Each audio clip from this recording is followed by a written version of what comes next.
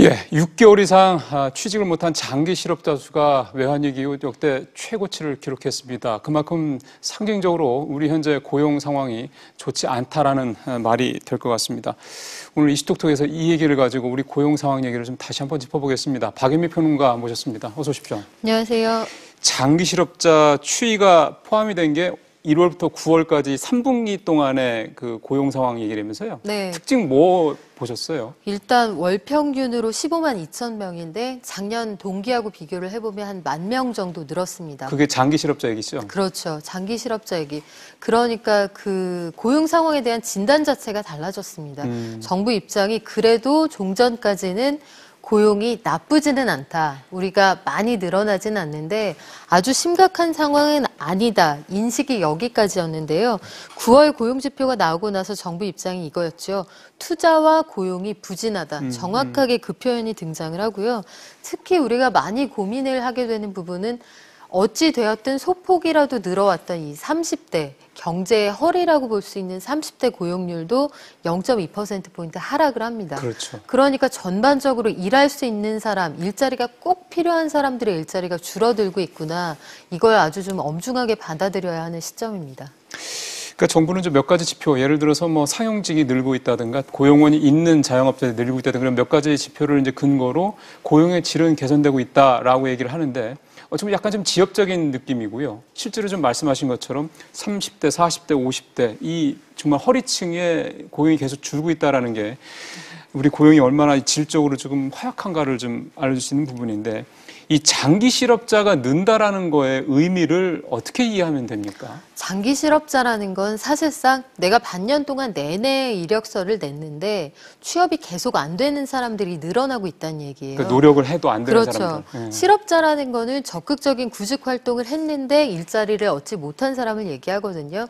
그 얘기는 돌려서 얘기하면 계속 고용시장의 문을 두드리지만 어느 쪽에서도 받아주지 않는 사람들이 계속 늘어나고 있고 이게 특징적으로 올해 상황이 언제하고 비견이 되느냐면 99년 6월 이후에 가장 장기 실업자가 많이 늘어나던 시절이 있었습니다. 외환위기 당시였는데 이때는 외부에서 거대한 충격이 있었다. 그런 전제가 있었지만 사실 지금은 시나브로 경제 상황이 나빠지고 있는데 딱 무엇 때문이다 이렇게 꼬집어 말하기는 또 어려운 상황이거든요. 그러니까 큰 거 한 방이라는 게 무엇이냐 여기에 대한 해석이 분분하기 때문에 역설적으로 이 상황을 뒤집기가 참 어려운 그런 난처한 상황입니다.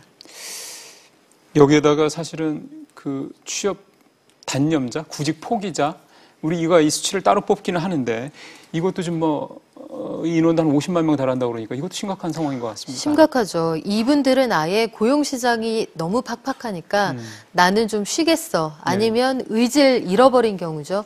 이력서 내면 뭐하나 이거 아무 의미 없다. 이렇게 생각하는 사람들이 늘어나고 있다는 건 어찌 보면 실업자가 되더라도 이력서를 내고 있는 사람이 늘어나는 것보다 더 심각한 문제입니다. 그렇죠, 사실은. 이분들은 보면 그 월 평균 51만 6천 명인데요. 지난해 같은 기간하고 비교하면 3만 명 이상이 늘었습니다.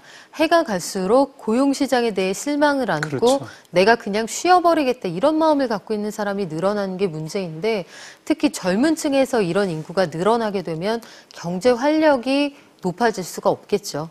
그래서 사실은 아까 평론가님 말씀하셨던 30대 이게 참 중요한 거잖아요. 그러니까 20대 이제 학교 다닌다고 치고 졸업하고 군대 갔다 오고 이제 사회에 나와서 그 친구들이 이제 직장을 잡고 몇 년 하다 30대로 넘어가는 이제 이게 보편적인 그동안의 우리 그 과정인데 지금은 거기가 중간에 딱 끊겨버리니까 30대도 취업이 잘 안 되는 거고 이제 그렇게 된다고 그러면 40대, 50대까지 이런 고용 상황이 계속해서 좀 거의 몇십 년이니까 20, 30년을 갈 수도 있다는 얘기들은 그렇게 되면은 정말 이게 굉장히 심각한 사회 문제가 될 수 있겠다는 생각이 드네요. 지금 앵커께서 정확하게 지적해 주셨는데요.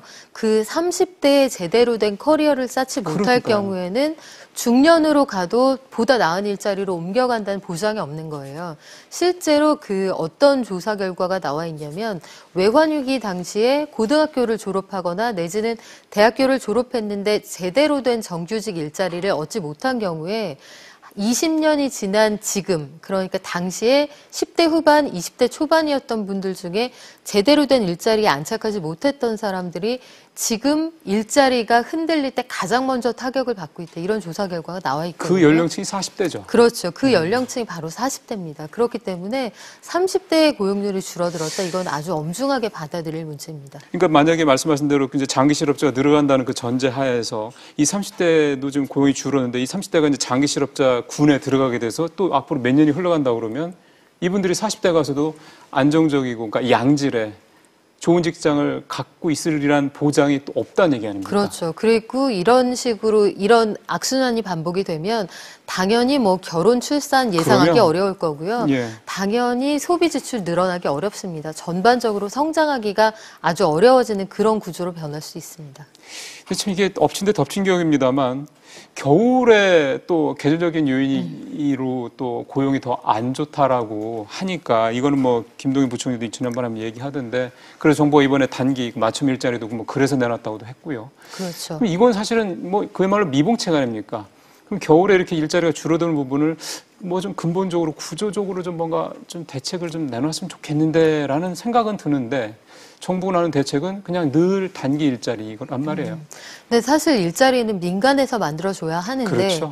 지금 저희가 9월 고용지표를 다시 한번 좀 꼼꼼하게 뜯어볼 필요가 있어요. 저희가 7월, 8월에 5천 명 늘었다, 3천 명 늘었다, 그래도 4만 5천 명이라 최악은 면했구나 이런 얘기가 나왔는데요. 사실은 두 가지 측면이 있습니다. 한 가지는 여기에서 정부 재정 효과가 빠졌을 때는 민간이 만들어낸 일자리는 사실상 마이너스일 것이다. 이게 그렇죠. 통계청의 공식적인 해석이에요. 그러니까 그런 재정 효과가 사라졌을 때 그 예산이나 재정이라는 게 무한한 게 아니기 때문에 언제까지 이것으로 연명해 갈 수가 없거든요. 그러니까 이런 것들을 고려하면 민간에서 만들어내는 일자리 창출 여력이 참 많이 떨어져 있다는 것도 알 수가 있습니다.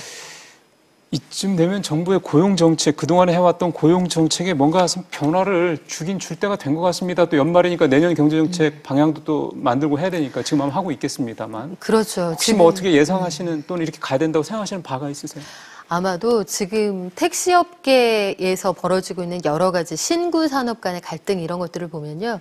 정부가 지금 한 번만 승차 거부를 해도 원 스트라이크 아웃 제도를 도입하겠다 이런 얘기들을 하고 있잖아요. 그리고 규제를 강화하되 대신에 새로운 종류의 어떤 신산업이 들어올 수 있도록 문을 좀 열어주겠다. 무슨 얘기냐면 기존의 산업군을 붙들고서는 새로운 대안을 만들기 어렵다는 걸 정부도 이제 인정하는 거예요.